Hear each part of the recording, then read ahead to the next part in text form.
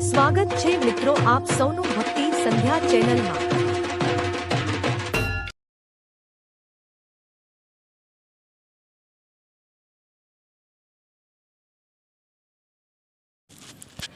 મિત્રો, જીવનમાં સુખી થવા માટે આ 20 બાબતો હંમેશા યાદ રાખજો। જીવનમાં સુખ અને દુઃખ બંને આવે છે। વ્યક્તિ આર્થિક સમસ્યાઓ અને માનસિક તણાવના કારણે પરેશાન રહે છે, તો કેટલાક વિશેષ ઉપાય કરીને પણ તમે જીવનમાં સુખ મેળવી શકો છો।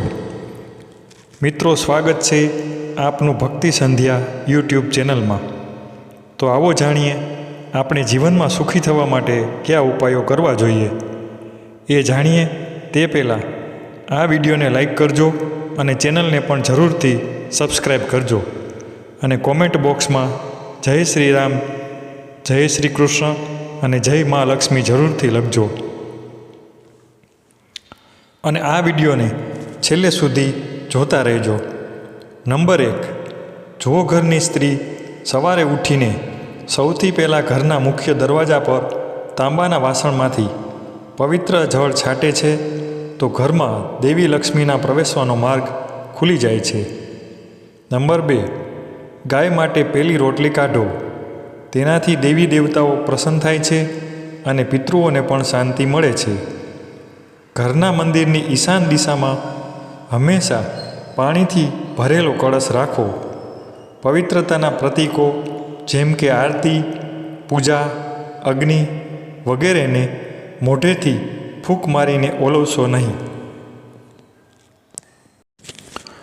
મંદિરમાં ધૂપ, અગરબત્તી અને હવનકુંડની સામગ્રી દક્ષિણ પૂર્વ દિશામાં એટલે કે અગ્નિ દિશામાં રાખવી જોઈએ। નંબર 3, સાવરણીમાં માતા લક્ષ્મીનો વાસ હોય છે।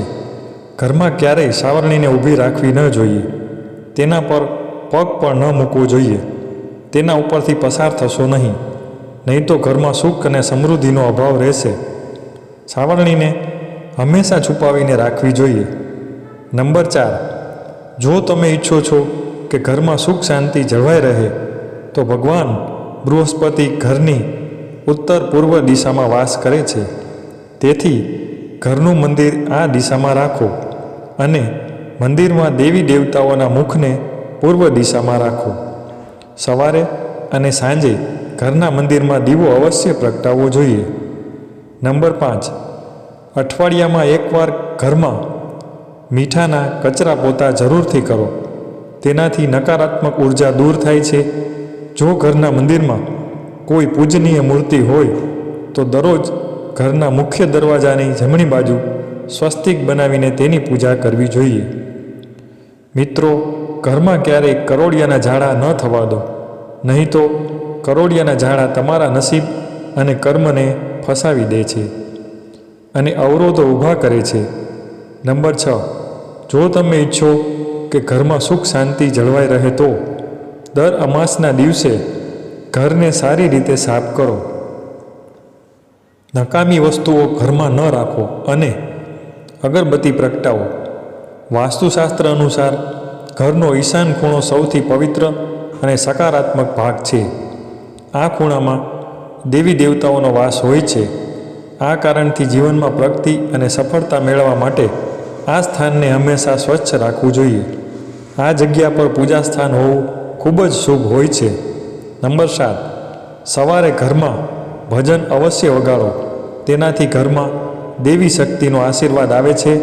ઘરમાં ગાયના છાણને મહિનામાં 2 વાર સળગાવીને ગુંદર, લીમડાના પાન, કપૂર, લવિંગ, ગુગળ વગેરેનો ધુમાડો કરવાથી ઘરની ઉપરની હવા સુરક્ષિત રહે છે અને રોગો દૂર થાય છે।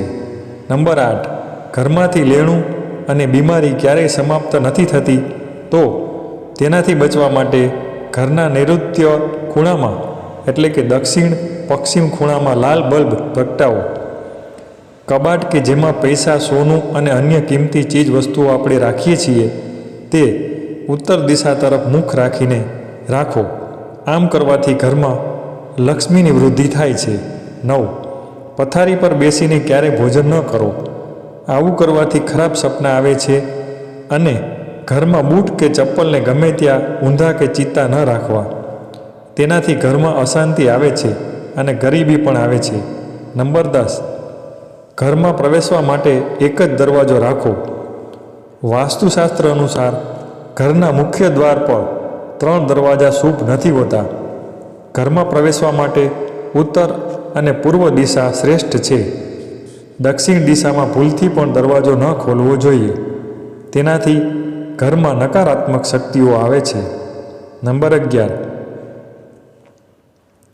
એવું પણ કહેવાય છે કે દેવી લક્ષ્મીને સાફ સફાઈ પસંદ છે.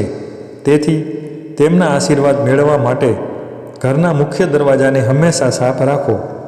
જ્યારે પણ ઘરની બહાર ગંદકી ફેલાય છે તો નકારાત્મકતા વધે છે અને ઘરની ઉત્તર દિશામાં મની પ્લાન્ટ લગાવવાથી ફાયદો થાય છે. નંબર 12, ધાર્મિક અને વાસ્તુશાસ્ત્રના દૃષ્ટિકોણથી તુલસીના છોડને ખૂબ જ પૂજનીય અને સકારાત્મક અસરવાળો છોડ માનવામાં આવે છે. તુલસીના છોડમાં અનેક ઔષધીય ગુણો પણ હાજર છે. વાસ્તુશાસ્ત્ર અનુસાર જે ઘરમાં તુલસીનો છોડ ઉત્તર દિશામાં હોય છે તે ઘરમાં હંમેશા સુખ, પ્રગતિ અને સકારાત્મકતા આવે છે. નંબર 13, સાંજે પૂજા કરતી વખતે સરસવના તેલનો દીવો પ્રગટાવો અને તેમાં 2 લવિંગ પણ નાખો. જો તમે ઈચ્છો તો આ દીવો દરરોજ પ્રવેશદ્વારની બહારની બાજુ અથવા એક તરફ પ્રગટાવી શકો છો. આમ કરવાથી દેવી દેવતાઓની સાથે પૂર્વજોની કૃપા પ્રાપ્ત થાય છે, જેનાથી ઘરમાં આશીર્વાદ પણ આવે છે. નંબર 14, જ્યોતિષશાસ્ત્ર અનુસાર દિવસ આથમી જાય પછી સાવરણીથી ન વાળવું જોઈએ. એવું માનવામાં આવે છે કે આવું કરવાથી દેવી લક્ષ્મી ઘરમાંથી બહાર ચાલ્યા જાય છે અને માતા લક્ષ્મી તેના ઘરમાં વાસ કરતા રહેતા નથી. જ્યારે પણ તમે ઘરે રોટલી બનાવો છો ત્યારે તવાને ગરમ કર્યા પછી તેમાં થોડું દૂધ છાંટવું જરૂરી માનવામાં આવે છે. આમ કરવાથી દરેક પ્રકારના દોષોમાંથી મુક્તિ મળે છે. આ સાથે પ્રથમ રોટલી ગાયને ખવડાવો. તમે આ રોટલીમાં થોડો ગોળ અથવા તો ખાંડ નાખી શકો છો. નંબર 16, પતિ પત્ની વચ્ચે પ્રેમ વધારવા માટે શયન કક્ષમાં કપૂર સળગાવો. જો પતિ પત્ની વચ્ચે ઘણીવાર તણાવની સ્થિતિ રહેતી હોય તો રાત્રે સૂતા પહેલાં બેડરૂમમાં કપૂર સળગાવી દેવું જોઈએ. આનાથી સકારાત્મકતાનો પ્રવાહ વધે છે, જે તણાવને દૂર કરવામાં મદદ કરે છે. એવું માનવામાં આવે છે કે દરરોજ આમ કરવાથી પતિ પત્ની વચ્ચેનો તણાવ દૂર થાય છે અને સંબંધ મજબૂત થાય છે.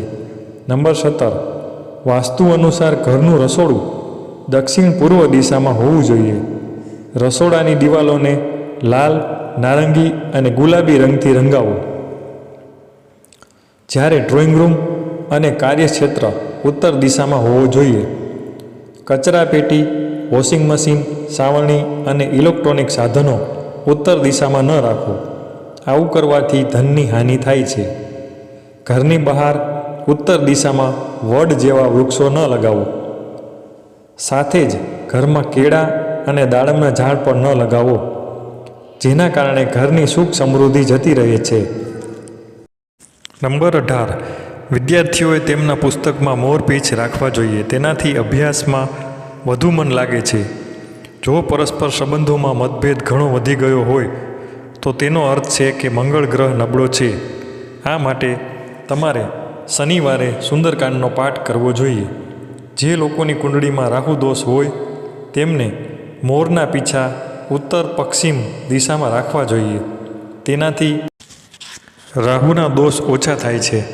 નંબર 19, વાસ્તુશાસ્ત્ર અનુસાર પાણીના બિનજરૂરી ટીપાં પડવાથી આર્થિક નુકસાન પણ થાય છે. વાસ્તુ અનુસાર ટાંકીમાંથી પાણી ટપકવું શુભ માનવામાં આવતું નથી. જે ઘરોમાં નળનું પાણી ટપકતું હોય ત્યાં સુખ અને સમૃદ્ધિ લાંબો સમય ટકી શકતી નથી. ઘરમાં સુખ, સમૃદ્ધિ અને શાંતિ માટે આ દોષને તરત જ દૂર કરવો જોઈએ. જ્યોતિષમાં ઘણા ગ્રહો શુભ ફળ આપે છે. તેમાંથી ગુરુ, બૃહસ્પતિ સુખ અને સમૃદ્ધિ માટે જવાબદાર ગ્રહ છે. ગુરુને જીવનમાં મજબૂત બનાવવા માટે પાણીમાં થોડું મીઠું અને હળદર ભેળવીને કચરા પોતા કરો. આ ઉપાયથી જીવનમાં પ્રગતિની તકો હંમેશા વધે છે. નંબર 20, વાસ્તુશાસ્ત્ર અનુસાર શુક્રદેવને પ્રસન્ન કરીને આર્થિક સ્થિતિ મજબૂત કરી શકાય છે. આવી સ્થિતિમાં શુક્રદેવને પ્રસન્ન કરવા માટે ઘરના મુખ્ય દ્વાર પાસે સુગંધિત ફૂલો લગાવો. શુક્રવારે તેને લગાવવા એ સારું માનવામાં આવે છે. જો આ વિડીયો તમને પસંદ આવ્યો હોય તો વિડીયોને એક લાઈક કરજો, ચેનલને પણ સબસ્ક્રાઈબ કરજો અને બાજુમાં આપેલા આઇકનને પ્રેસ કરીને ઓલ ઉપર સિલેક્ટ કરી લેજો, જેથી તમને વિડીયોની નોટિફિકેશન સૌથી પહેલાં મળતી રહે. અને કોમેન્ટ બોક્સમાં જય શ્રી મહાલક્ષ્મી જરૂરથી લખજો. મહાદેવ આપની અને આપના પરિવારની રક્ષા કરે તેવી શુભકામના. વિડીયોને છેલ્લે સુધી જોવા બદલ આપનો ખૂબ ખૂબ આભાર.